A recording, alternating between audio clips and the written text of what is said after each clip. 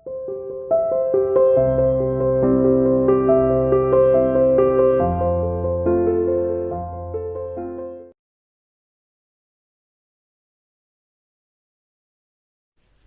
dear student, welcome to C International School online classes Dear +2 commerce class unit 5 organising हमने start की थी। आज इसका टॉपिक डिस्कस करेंगे प्रोसेस ऑफ ऑर्गेनाइजिंग। ऑर्गेनाइजिंग क्या है, इसकी फीचर इंपॉर्टेंस आई होप आपको क्लियर हो गए होंगे। तो देखते हैं अब ऑर्गेनाइजिंग प्रोसेस क्या है, क्योंकि ऑर्गेनाइजिंग करने के लिए कुछ प्रोसेस हमें फॉलो करनी होगी, उसे बोलेंगे ऑर्गेनाइजिंग प्रोसेस।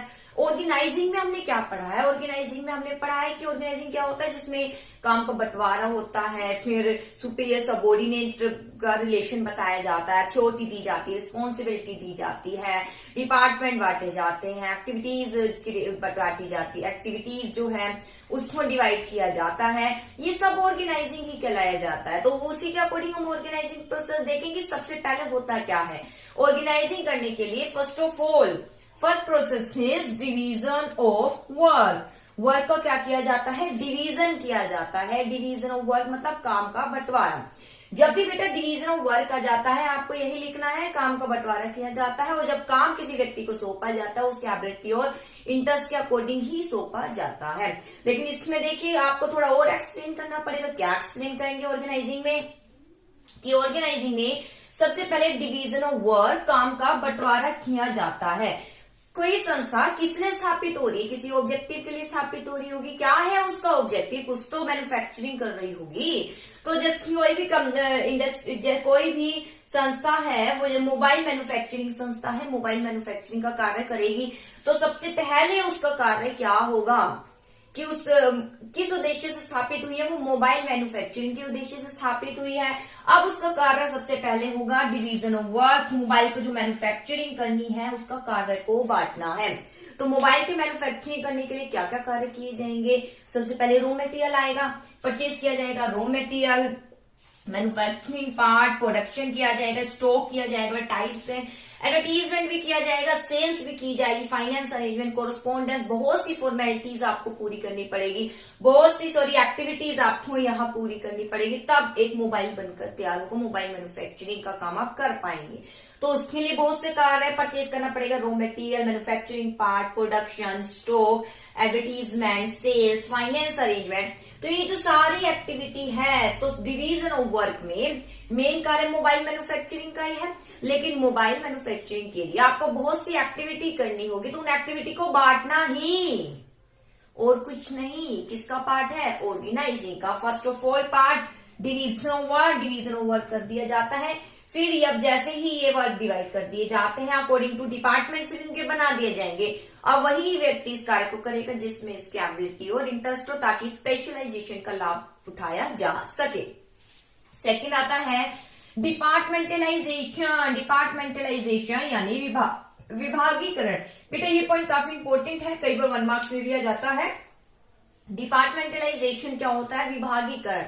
विभागीकरण यानी विभाग बनाना है आपको। कैसे विभाग? एक डिपार्टमेंट में वो कार्य सौंपना है, वो एक्टिविटी सौंपनी है जो सिमिलर नेचर की हो। जैसे कि अगर मैं यहाँ देखूं तो परचेज करना है रॉ मटेरियल, परचेज करना है मैन्युफैक्चरिंग पार्ट, तो इसको हमें कौन से डिपार्टमेंट को सौंप देना चाहिए कार्य? परचेज डिपार्टमेंट को। तो इसे बोलते हैं डिपार्टमेंटलाइजेशन। क्या है departmentalisation? Same nature are group together and assign particular department. कि जो सेम नेचर के हैं, जैसे परचेजिंग का ही तो कार्य करना है, तो परचेजिंग का कार्य को हम क्या करेंगे? एक पर्टिकुलर डिपार्टमेंट यानी परचेज डिपार्टमेंट को ही सौंप देंगे। जैसे कि परचेज करना है रॉ मटेरियल या मैन्युफैक्चरिंग पार्ट, ये हम किसको सौंप देंगे?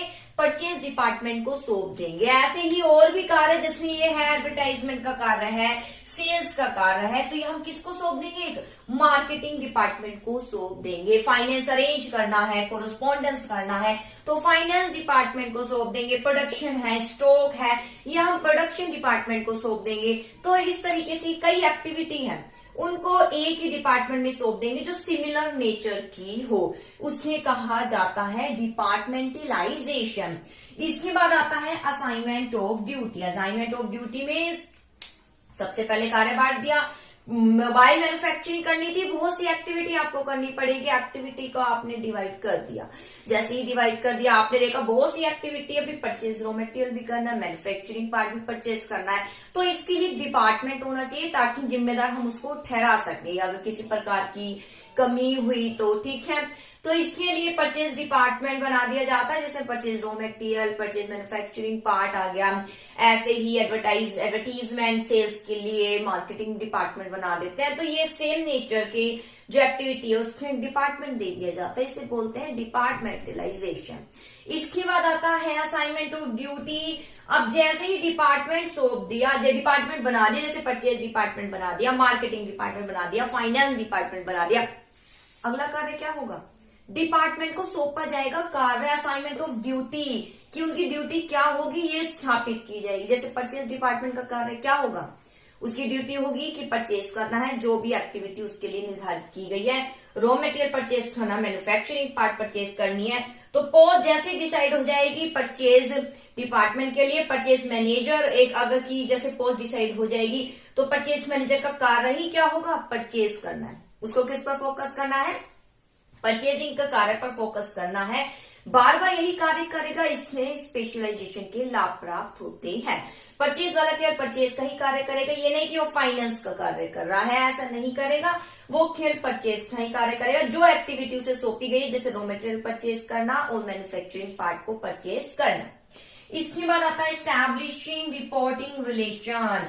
जैसे ही पोस्ट डिसाइड हो जाती है और उसको ड्यूटी दे दी जाती है, फिर बेटा आपको पता है कोई ना कोई डिपार्टमेंट इतने सारे बने हुए हैं और ये सारी एक्टिविटी मिलकर ही तो मोबाइल बनाएगी। तो सारी एक्टिविटी एक दूसरे पर कहीं ना कहीं क्या है? निर्भर है। जब तक फाइनेंस का अरेंज नहीं होगा तो परचेज कैसे किया जाएगा? रॉ मटेरियल नहीं किया जा सकता, ठीक है ना। तो बेटा पहले फाइनेंस भी होना चाहिए। सेल्स एडवर्टीजमेंट नहीं होगा तो कैसे आप सेल्स कर पाएंगे? और सेल्स वाला जब सेल्स का नहीं बताएगा कितनी आगे डिमांड है, तो प्रोडक्शन वाला कैसे उसका प्रोडक्शन करेगा, कितना स्टॉक करेगा, सब एक दूसरे पर क्या है? निर्भर होते हैं। तो यहाँ पर लास्ट पॉइंट में क्या किया जाता है? ऑर्गेनाइजिंग प्रोसेस में रिपोर्टिंग रिलेशनशिप बताया जाता है कि सुपीरियर भी होता है और सबऑर्डिनेट भी होते हैं, कि कौन सुपीरियर है कौन सबऑर्डिनेट है, उनके बीच में क्या बताया जाता है? रिलेशन बताया जाता है कि भाई सुपीरियर है सबऑर्डिनेट है, दोनों को कैसे आपस में डील करना है, कितनी अथॉरिटी रिस्पॉन्सिबिलिटी आपको दी जाएगी, ये बताया जाता है। इसके साथ ही कि परचेज डिपार्टमेंट है, सेल्स डिपार्टमेंट है, प्रोडक्शन डिपार्टमेंट है, परचेज मार्केटिंग प्रोडक्शन डिपार्टमेंट है, ये कहीं ना कहीं सब एक दूसरे पर क्या है? निर्भर है। प्रोडक्शन वाला कैसे प्रोडक्शन करेगा जब तक उसे यही नहीं पता कितना हमें स्टॉक करना है, तो इसके लिए सेल्स वाला बताएगा जी इतनी डिमांड है, इतनी यूनिट हमें सेल्स कर आनी है, तो उसके अकॉर्डिंग प्रोडक्शन कार्य शुरू होगा। तो कहीं ना कहीं एक दूसरे पर क्या है? निर्भर है। तो यहाँ पर रिपोर्टिंग रिलेशन में बता दिया जाता है कि एक डिपार्टमेंट को दूसरे डिपार्टमेंट के साथ रिलेशन बनाए रखना है, उसके साथ कन्वर्सेशन कम्युनिकेट करना है, और कौन सुपीरियर होगा कौन सबऑर्डिनेट होगा, किसका कितना अधिकार होगा, कौन किसकी बातों को मानेगा, कितना फॉलो किया जाना, सब डिटरमाइंड होता है इन ऑर्गेनाइजिंग में। इसे बोलते हैं ऑर्गेनाइजिंग प्रोसेस। आई होप आपको क्लियर हुआ होगा। सबसे पहले ऑर्गेनाइजिंग प्रोसेस में कार्य का बंटवारा किया जाता है। कार्य का बंटवारा करने के बाद डिपार्टमेंटलाइजेशन यानी डिपार्टमेंट बांट दिए जाते हैं, सेम ग्रुप के ही नेचर के हैं एक्टिविटी, उसको एक डिपार्टमेंट में दे दिया जाता है। उसके बाद ड्यूटी दे दी जाती है, ठीक है। ड्यूटी मतलब परचेज डिपार्टमेंट है तो परचेज का ही कार्य करेगा, और मार्केटिंग वाला मार्केटिंग का ही कार्य करेगा, सेल्स एडवर्टीजमेंट है ये सब कार्य करेगा। स्टैब्लिश रिपोर्टिंग रिलेशनशिप, अब यहाँ पर एक डिपार्टमेंट दूसरे डिपार्टमेंट पर क्या होता है? निर्भर होता है। तो कौन सुपीरियर है कौन सबऑर्डिनेट है सिम एक डिपार्टमेंट में, तो ये भी पहले ही निर्धारित कर दिया जाता है कि कितनी अथॉरिटी है, कितनी रिस्पॉन्सिबिलिटी आपको दी जाए, क्या अथॉरिटी आपको दी जाएगी, आपको कितना उसको फॉलो करना है, सब डिटरमाइंड होता है इन ऑर्गेनाइजिंग में।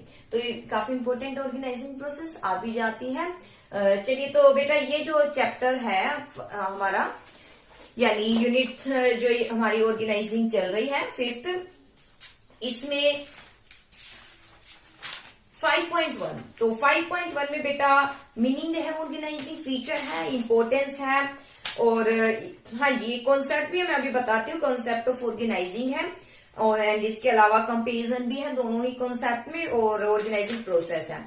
Formal organisation and informal organisation ये कट कर दिया गया है सिलेबस से, तो ये टॉपिक इधर ही पर ही है। इसके बाद हम नेक्स्ट लेसन शुरू करेंगे 5.2। तो बेटा इससे पहले एक छोटा सा टॉपिक और रह गया है, कॉन्सेप्ट क्या है ऑर्गेनाइजिंग का, तो मैं इसके बारे में बता देती हूँ। तो दो प्रकार के कॉन्सेप्ट बताए गए, इसको दो मीनिंग लेकर। सबसे पहले organising as a process and organising as a structure of relationship. ठीक है, तो ये थोड़ा सा मैं डिटेल आपको बता देती हूँ। Organizing as a process according to first concept of organizing, it has been considered as a process। इसको कंसिडर किया जाता है कि एक प्रोसेस है। दूसरे शब्दों में organising not a function that can be performed. Organising कोई ऐसा कार्य नहीं है जिस केवल आप एक ही बार में कर सकते हैं, बल्कि विभिन्न कार्य की चेन है। देखिए कितना सारा कार्य है इसमें, इंक्लूड है इंफॉर्मेशन की ऑब्जेक्टिव क्या है, विभिन्न एक्टिविटी, फिर ग्रुपिंग करना, रिलेशनशिप स्थापित करना, ये सब सारी इंपॉर्टेंट एक्टिविटी, रिस्पॉन्सिबिलिटी, कौन सुपीरियर कौन सबऑर्डिनेट, सब कुछ इसमें डिटरमाइंड होता है।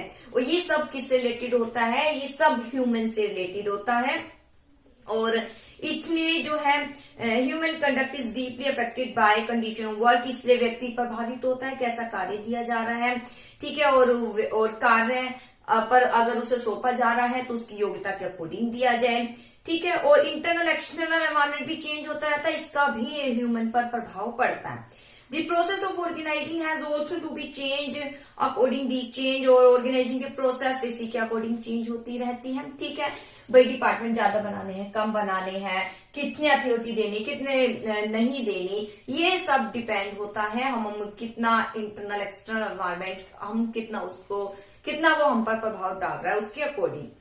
तो organising as a process can be describe a dynamic element, तो हम कह सकते हैं ऑर्गेनाइजिंग एज अ प्रोसेस के रूप में ये डायनेमिक प्रोसेस है, डायनेमिक एलिमेंट है। वही स्ट्रक्चर रिलेशनशिप में अगर बताया according to this concept, organising को ट्रीट किया जाता है रिलेशनशिप के रूप में, क्योंकि यहाँ पर विभिन्न पोस्ट क्रिएट की जाती है और उनमें रिलेशनशिप बताया जाता है, अथॉरिटी, रिस्पॉन्सिबिलिटी सब सौंपा जाता है, इसलिए इसमें स्ट्रक्चर ऑफ रिलेशनशिप भी कहा जाता है।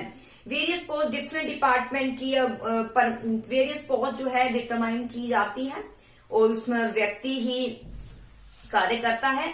रिलेशनशिप इसके अलावा organising structure relationship is called static element, ये स्टैटिक एलिमेंट कहते हैं, इससे पहले वाला डायनेमिक था। ठीक है, क्योंकि ऑर्गेनाइजिंग एज अ स्ट्रक्चर में केवल हम पोस्ट से लेते हैं और ऑर्गेनाइजिंग एज अ प्रोसेस को हम किससे लेते हैं, व्यक्ति उसमें लेकर देखते हैं। अब देखिए जैसे मैं आपको शॉर्ट में बता देती हूँ, ये तो मैंने अकॉर्डिंग टू बुक बताया था, organising as a process and organising as a structure. देखिए दो कॉन्सेप्ट है, organising as a process, organising as a structure. बेटा ऑर्गेनाइजिंग एज अ प्रोसेस में कुछ नहीं ये बोला गया है कि ऑर्गेनाइजिंग एक, इस कंसेप्ट के अनुसार कहा गया है ऑर्गेनाइजिंग एक प्रोसेस, प्रोसेस में क्या है, प्रोसेस के अंतर्गत डिवीजन ऑफ वर्क, कार्य का क्या किया जाता है, बंटवारा किया जाता है। डिपार्टमेंटलाइजेशन, सिमिलर नेचर की एक्टिविटी को एक डिपार्टमेंट दे दिया जाता है, फिर उस डिपार्टमेंट में कौन कार्य करता है, ह्यूमन बीइंग कार्य करता है, और ह्यूमन बीइंग प्रभावित होता है, किससे प्रभावित होता है, इंटरनल एनवायरनमेंट से, एक्सटर्नल एनवायरनमेंट से। इसके अलावा आपके क्या ऑब्जेक्टिव है, कंडीशन ऑफ वर्क, क्या किस कंडीशन पर कार्य कर रहा है, सब प्रभावित करता है ये ह्यूमन बीइंग पे। तो बेटा organising as a process human being से रिलेटेड है या ह्यूमन बीइंग पर ध्यान दिया गया, व्यक्ति के ऊपर ध्यान दिया गया। ऑर्गेनाइजिंग एज अ प्रोसेस में कार्य का बंटवारा हो जाएगा, कार्य का बंटवारा करने के बाद कार्य करेगा कौन, व्यक्ति ही करेगा। तो व्यक्ति करेगा तो सीधी सी बात है ये organising as a process human being से रिलेटेड है, इसलिए से डायनेमिक नेचर बोलते हैं। इतना सफिशिएंट है आपके लिए पढ़ना, 1 मार्क्स में आ सकता है। ये ह्यूमन बीइंग से रिलेटेड है इसलिए डायनेमिक एलिमेंट है। डायनेमिक क्यों, क्योंकि ह्यूमन बीइंग चेंज होते रहते हैं। आज इस पोस्ट पर कोई आया, जैसे एक पोस्ट है फाइनेंस मैनेजर की, फाइनेंस मैनेजर की ये एक पोस्ट है, पोस्ट तो स्टैटिक ही रहती है, पर चेंज क्या होता है, ह्यूमन चेंज हो जाता है, व्यक्ति चेंज होते रहते हैं अकॉर्डिंग टू टाइम। ठीक है, व्यक्ति चेंज होता है लेकिन पोस्ट तो वैसे ही रहती है। जैसे इकोनॉमिक्स की पोस्ट है, पोस्ट तो वही रहेगी, उस पर चेंज कौन होगा, ह्यूमन चेंज होगा। तो ऑर्गेनाइजिंग एज अ प्रोसेस में क्या बोला गया है, जिसमें कार्य का बंटवारा किया जाता है। ठीक है, एक सिमिलर नेचर की एक्टिविटी को सिमिलर डिपार्टमेंट में सौंप दिया जाता है। फिर 3 नंबर पे हमने क्या पढ़ा था, ये कि फिर जो परचेज डिपार्टमेंट है इसमें एक परचेज मैनेजर लगाया जाएगा जो परचेजिंग का कार्य करेगा। ठीक है, तो इसमें organising as a process human being से रिलेटेड है और ये ह्यूमन बींग चेंज होते रहते हैं और इन पर प्रभाव पड़ता है इंटरनल एक्सटर्नल एनवायरमेंट। बहुत से इंटरनल एक्सटर्नल एनवायरमेंट से प्रभावित भी होते हैं, इसलिए डायनेमिक एलिमेंट कहा सकते हैं हम ऑर्गेनाइजिंग एज अ प्रोसेस को। अब ऑर्गेनाइजिंग एज स्ट्रक्चर के रूप में अगर हम देखें तो ऑर्गेनाइजिंग एज स्ट्रक्चर में हमें सिर्फ किसके बारे में बताना है, पोस्ट के बारे में। स्ट्रक्चर में डिटरमाइंड होता है कि किसकी क्या पोस्ट है, कौन सुपीरियर और कौन सबऑर्डिनेट है। तो यहाँ मेन ध्यान पोस्ट पर दिया जाता है। ऑर्गेनाइजिंग एज अ स्ट्रक्चर में पोस्ट पर फोकस किया जाता है, कौन सुपीरियर है कौन सबऑर्डिनेट है। और जब पोस्ट पर फोकस किया जाता है, पोस्ट क्या होती है, स्टैटिक होती है, हाँ जी स्थिर होती है। लेकिन अगर ह्यूमन की बात करें तो वो तो डायनेमिक है, चेंज होता रहता है, पोस्ट तो वही की वही रहेगी। तो ऑर्गेनाइजिंग एज अ स्ट्रक्चर किससे रिलेटेड बताया गया, कौन सा, पोस्ट पर ध्यान दिया गया है कि यहाँ पर पोस्ट क्रिएट की जाती है और सुपीरियर सबऑर्डिनेट ये रिलेशनशिप बताया जाता है। और इसलिए पोस्ट पर का ज्यादा रिलेशन है, इसलिए स्टैटिक एलिमेंट है क्योंकि पोस्ट तो वही की वही रहेगी, चेंज कौन होगा उस पर, ह्यूमन चेंज होगा। इसलिए organising as a process dynamic element है और ऑर्गेनाइजिंग एज अ स्ट्रक्चर क्या है, स्टैटिक एलिमेंट। ये दो तीन बातें आपको याद करने वाली है। ठीक है, तो ये था कॉन्सेप्ट। इसके बाद आता है comparison between both the concept, दोनों में क्या अंतर है। तो बेटा दोनों में अंतर बता दिया, ये ह्यूमन बींग से रिलेटेड है, ये पोस्ट से रिलेटेड है, ये डायनेमिक है, ये स्टैटिक है। इसमें डिवीजन ऑफ वर्क और व्यक्तियों पर ध्यान दिया जाता है, यहाँ पोस्ट के बारे में बताया गया। चलिए इसके अकॉर्डिंग टू आपकी बुक भी बता देती हूँ। अब तक हमने क्या पढ़ी है, अब तक हमने जो है इनके कॉन्सेप्ट के बारे में पढ़ा है ऑर्गेनाइजिंग। कंपेरिजन अब हम पढ़ेंगे। देखिए सिमिलैरिटी अगर हम इन दो कॉन्सेप्ट में देखें तो business organising look upon group of different part under both the concept, दोनों में ग्रुप बनाए गए हैं। ठीक है, और दोनों में ही कहीं ना कहीं टेंजिबल इंटेंजिबल यानी मशीन मैन रिस्पॉन्सिबिलिटी इन सब की बात की गई है। तो ये इनमें सिमिलैरिटी है, दोनों कॉन्सेप्ट में सिमिलैरिटी क्या है, दोनों में ही व्यक्तियों की बात की गई है, दोनों में रिलेशनशिप कहीं ना कहीं कुछ बात की गई है। तो ये यानी रिसोर्सेज ह्यूमन फिजिकल रिसोर्सेज की दोनों में ही बात की गई है। यहाँ भी पोस्ट है, ह्यूमन रिसोर्सेज यहाँ भी है, लेकिन ध्यान पोस्ट पर दिया गया है, ऐसे ही यहाँ पर भी है। तो ये सिमिलैरिटी, डिसिमिलैरिटी क्या है वो मैं भाई बता चुकी हूँ।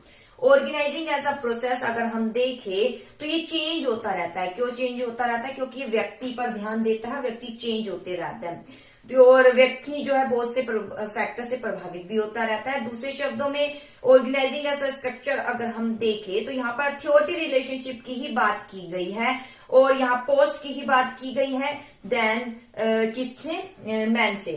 Under the concept more attention paid to post, यहाँ पोस्ट पर ज्यादा ध्यान दिया गया है अगर हम किससे कंपेयर करें तो मैन से। इसमें ये बस यही अंतर है बेटा, ये स्टैटिक एलिमेंट है और ये क्या है, dynamic element. I hope topic clear हो गया होगा। ओके।